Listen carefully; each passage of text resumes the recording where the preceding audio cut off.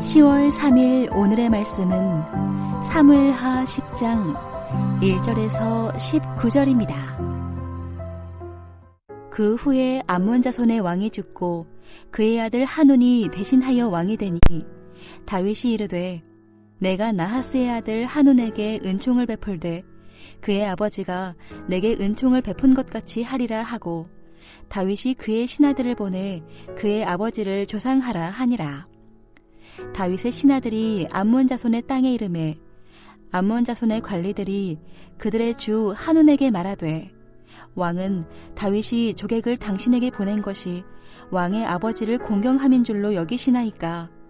다윗이 그의 신하들을 당신에게 보내 이 성을 엿보고 탐지하여 함락시키고자 함이 아니니이까 하니, 이에 한온이 다윗의 신하들을 잡아 그들의 수염 절반을 깎고 그들의 의복에 중동 볼기까지 자르고 돌려보내매 사람들이 이 일을 다윗에게 알리니라. 그 사람들이 크게 부끄러워하므로 왕이 그들을 맞으러 보내 이르기를 너희는 수염이 자라기까지 여리고에서 머물다가 돌아오라 하니라. 암몬 자손들이 자기들이 다윗에게 미움이 된 줄 알고 암몬 자손들이 사람을 보내 벳르옵 아람 사람과 소바 아람 사람의 보병 2만 명과 마아가 왕과 그의 사람 1000명과 돕 사람 12,000명을 고용한지라. 다윗이 듣고 요압과 용사의 온 무리를 보내매 암몬 자손은 나와서 성문 어귀에 진을 쳤고 소바와 르홉 아람 사람과 돕과 마아가 사람들은 따로 들에 있더라. 요압이 자기와 맞서 앞뒤에 친 적진을 보고 이스라엘의 선발한 자 중에서 또 엄선하여 아람 사람과 싸우려고 진치고 그 백성의 남은 자를 그 아우 아비새의 수하에 맡겨 암몬 자손과 싸우려고 진치게 하고 이르되 만일 아람 사람이 나보다 강하면 내가 나를 돕고 만일 암몬 자손이 너보다 강하면 내가 가서 너를 도우리라. 너는 담대하라. 우리가 우리 백성과 우리 하나님의 성읍들을 위하여 담대히 하자.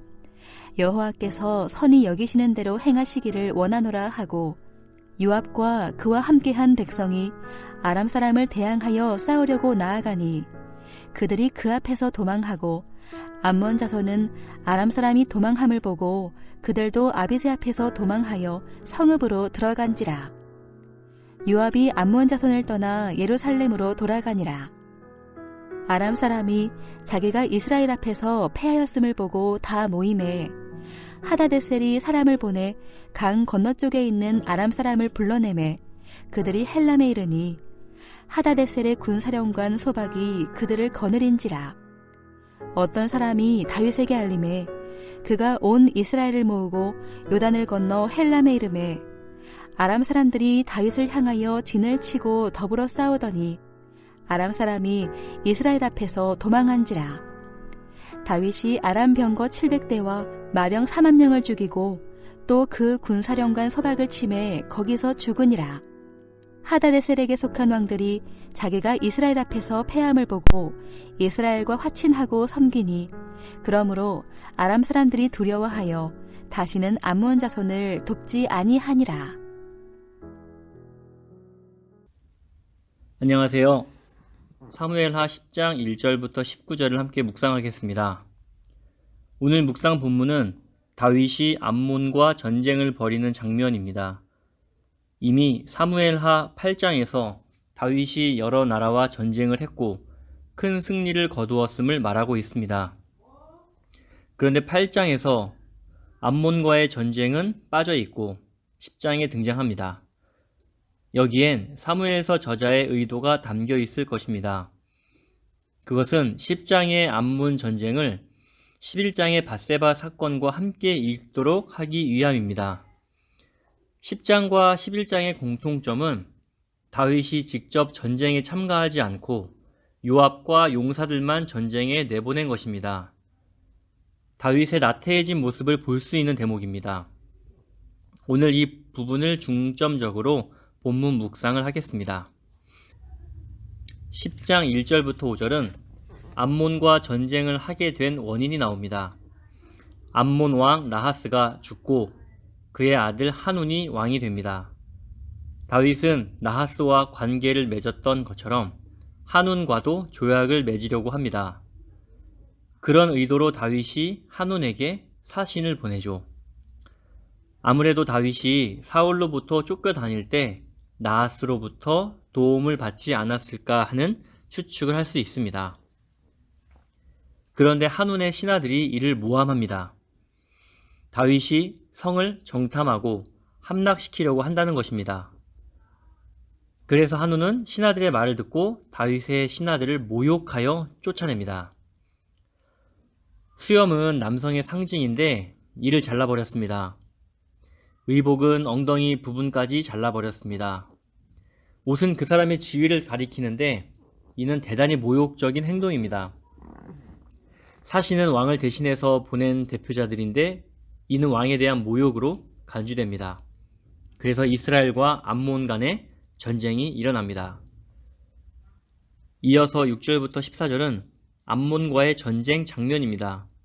암몬은 이스라엘과 싸우기 위해 시리아 지역의 여러 왕들에게 도움을 요청합니다. 이들은 아람 연합군이 됩니다. 다윗이 이 소식을 듣고 요압을 비롯한 모든 용사들을 전쟁터에 내보냅니다. 그런데 여기에서 다윗은 다른 큰 전쟁에서 하지 않은 행동을 합니다.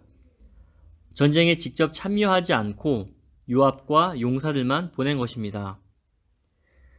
이전에 다윗은 언제나 용맹스럽게 전장에 나가 적군들과 싸워 이김으로써 여호와의 싸움을 싸우는 용사로서의 모습을 보였습니다. 그런데 지금은 너무 소극적입니다. 이를 두고 다윗이 안일하게 행동했다고 해석할 수 있는데 그 근거로 전쟁 전에 하나님께 물었다는 모습이 등장하지 않는 것입니다. 다윗은 전쟁 전에 하나님께 묻는 모습을 보이지 않았습니다. 이것은 다윗이 권력의 맛에 길들어져 왕으로서 가지고 있어야 할 긴장의 끈을 놓고 있었음을 암시할 수 있습니다. 다윗은 마땅히 전쟁에 나갔어야 했습니다. 왕으로서 해야 할 일을 마땅히 하지 않았습니다. 정신이 해이해진 것입니다. 정신이 강하게 무장되어 있을 때는 유혹에 잘 넘어지지 않습니다. 그러나 안일한 상태에 있으면 유혹에 쉽게 넘어갑니다. 사무엘하 10장 7절은 11장 밧세바 사건의 전조로 이해할 수 있습니다. 암몬과의 전쟁에서 나타난 다윗의 해이한 모습이 밧세바와의 범죄 사건으로 이어지게 됩니다.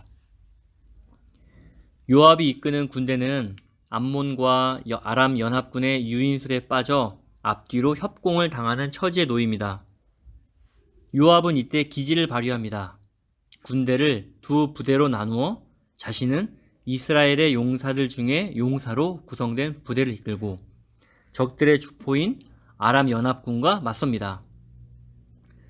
그리고 동생 아비새에게는 나머지 군인들을 주어 성문 근처에 진치고 있는 암몬 사람과 싸우게 하였습니다.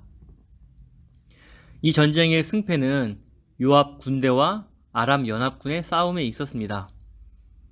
요압의 군대가 아람 연합군을 물리쳤고 아람인들이 도망가는 것을 본 암몬인들은 자신의 성으로 들어가 문을 잠그고 나오지 않았습니다. 그리고 요압도 더 이상 공격을 하지 않고 예루살렘으로 돌아옵니다. 암몬인들이 성으로 들어가 문을 걸어 잠그자 더 이상 싸우지 않고 예루살렘으로 돌아온 것은 이스라엘 군이 승리를 하긴 했지만 제한적인 승리였다고 볼 수 있습니다. 완전히 전멸시키지 못한 상태에서 끝난 전쟁은 15절부터 19절에 나온 다음 전투로 이어집니다. 이번에는 소바왕 하닷 에셀이 아람 연합군을 불러 모읍니다. 그리고 하닷 에셀의 군사령관 소박이 연합군을 지휘합니다. 1차 전쟁에서와 차이가 있다면 1차전은 아람 연합군을 이끄는 지도자가 나오지 않습니다. 그러나 이번 2차전의 아람 연합군은 군사령관 소박이 이끈다고 나오죠. 1차 전쟁과 달리 2차 전쟁은 다윗이 직접 전쟁에 참가합니다. 다윗이 이끄는 이스라엘 군대는 강 건너 헬람에 모여있는 아람 연합군을 향해 선제 공격을 가합니다. 시리아, 팔레스타인의 패권을 놓고 전쟁이 벌어집니다. 이 전투에서 이스라엘 군대가 승리합니다. 다윗은 병거 700대와 4만 명의 기병을 죽이고 연합군의 사령관 소박도 현장에서 사살했습니다. 이를 본 하닷에셀을 섬기던 모든 왕들은 이스라엘의 왕 다윗을 새 주인으로 섬기기로 약속합니다. 다윗은 암몬 그리고 아람 연합군과의 전쟁을 통해 절대 군주로 등극합니다. 오늘 묵상 본문의 제목처럼 권력의 정점에 서게 됩니다. 권력의 정점에 선 다윗은 앞으로 어떻게 될까요? 내일 묵상 본문인 사무엘하 11장부터 다윗 왕권의 위기가 시작됩니다. 오늘 본문은 다윗 왕권이 위기의 소용돌이 속으로 들어서는 서막이었습니다. 오늘 묵상 마치겠습니다. 좋은 하루 되세요.